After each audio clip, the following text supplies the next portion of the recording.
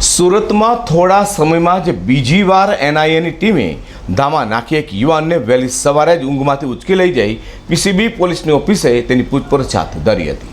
તો અગાઉ પણ એનઆઈએની ટીમ દ્વારા એક મહિલાની આતંકી પ્રવૃત્તિઓમાં સંકળાવાને લઈને લાલગેટ વિસ્તારમાંથી અટકાયત કરાઈ છે. આમ એનઆઈએ ટીમે એક યુવાને લાલગેટ વિસ્તારમાંથી ઉચકી લીધો છે. સુરતમાંથી ફરી એનઆઈએની ટીમે એક યુવાનની અટકાયત કરી છે.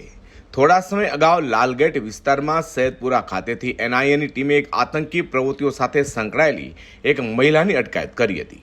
તો હવે વધુ એક યુવાનની શંકાસ્પદ રીતે અટકાયત કરાય છે. એનઆઈએની ટીમે સુરતમાં ધામા નાખી વહેલી સવારે 4 કલાકે લાલગેટ પોલીસ મથક વિસ્તારમાંથી એસઓજી પોલીસની ટીમ સાથે છાપો મારી એક યુવાનની અટકાયત કરી હતી. 17 વર્ષીય યુવાનને એનઆઈએની ટીમે એસઓજી સાથે મળી ઉચકી લઈ જઈ પીસીબીની ઓફિસે તેની પૂછપરછ હાથ ધરી હતી. તેવી ચર્ચા જાણવા મળી હતી કે યુવાન વિદેશમાંથી કોઈ વોટ્સએપ ગ્રુપમાં હતો. હાલ યુવાનની એનઆઈએ દ્વારા પૂછપરછ કરાઈ રહી છે. તો બીજી તરફ એનઆઈએની ટીમના સુરતમાં ધામન લઈને અને લાલગેટ વિસ્તારમાંથી યુવાનની અટકાયત કરાઈ હોય આખા વિસ્તારમાં ચકચાર મચી જવા પામી છે. યુવાન કોણ છે? અઝર કુર્સી સાથે પ્રકાશવાળા.